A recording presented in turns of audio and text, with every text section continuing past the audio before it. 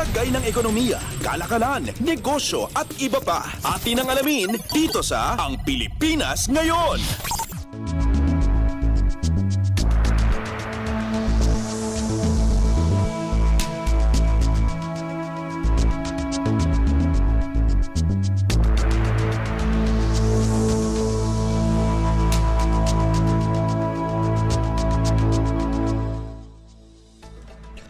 Magandang araw, narito na ang mga nangungunang balita sa larangan ng pagninegosyo at kalakalan.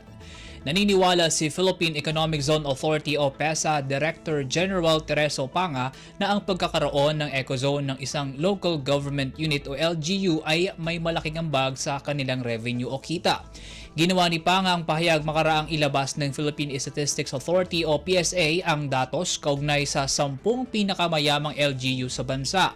Ito ay ang mga syudad ng Baguio, Cagayan de Oro, Lapu-Lapu, Iloilo, Cebu, Mandaue, Davao at ang mga probinsya ng Bataan, Laguna at Batanes.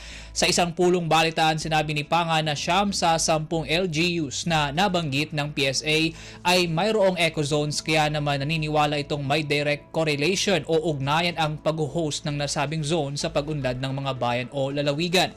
Sinabi rin ng PEZA Chief na sa pagitan lamang ng 2023 at 2024, aabot sa 27 ecozones ang naiproklama ni Pangulong Ferdinand R. Marcos Jr. kung saan may dala itong aabot sa 9.18 billion pesos na halaga ng investments.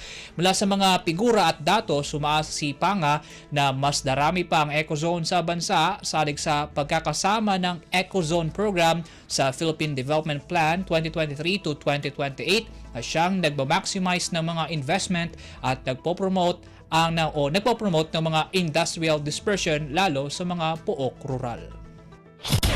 Lagay ng ekonomiya, kalakalan, negosyo at iba pa. Atin ang alamin dito sa Ang Pilipinas Ngayon.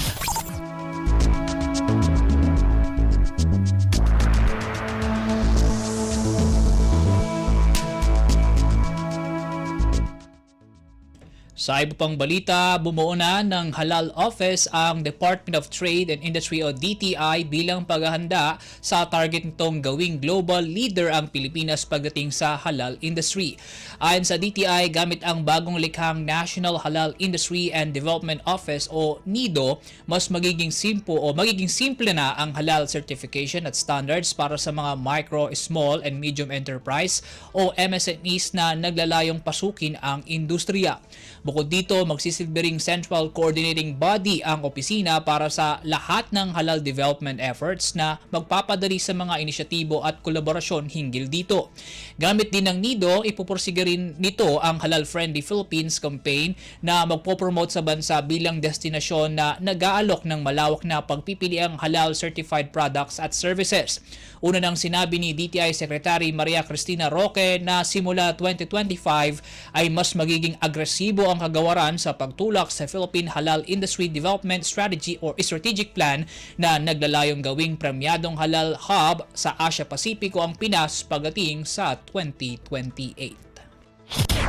Lagay ng ekonomiya, kalakalan, negosyo at iba pa. Atin ang alamin dito sa Ang Pilipinas Ngayon.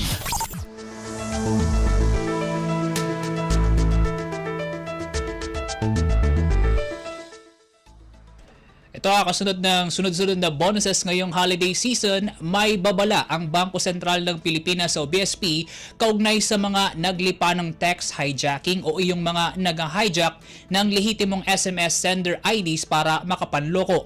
Sa inilabas na abiso ng Bangko Sentral, binalaan ito ang publiko mula sa bagong modus kung saan ang mga text hijacker o sender ID spoofer ay pumapasok sa lehitimong text message conversations gaya ng mula sa financial institutions o e-money provider para palabasing legit ang ipinakakalat na link.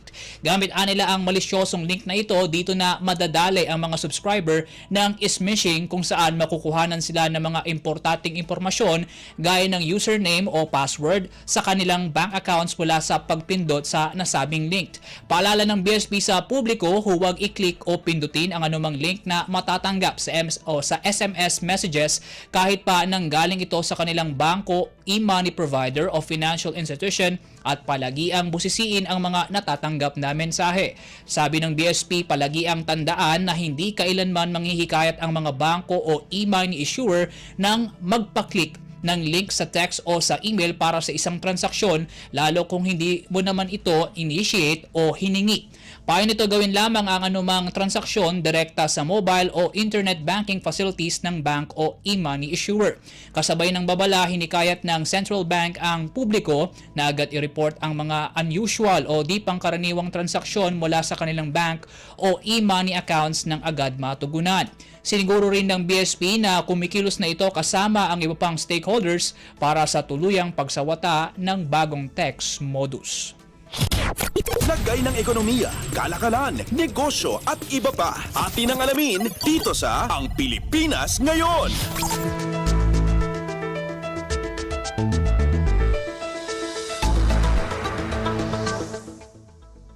At yan po ang mga balitang aming nakalap sa larangan ng pagnenegosyo at kalakalan. Para sa Radyo Pilipinas World Service, ako po muli si Win Peñano. Maasensong araw po sa ating lahat. Lagay ng ekonomiya, kalakalan, negosyo at iba pa. Atin ang alamin dito sa Ang Pilipinas Ngayon.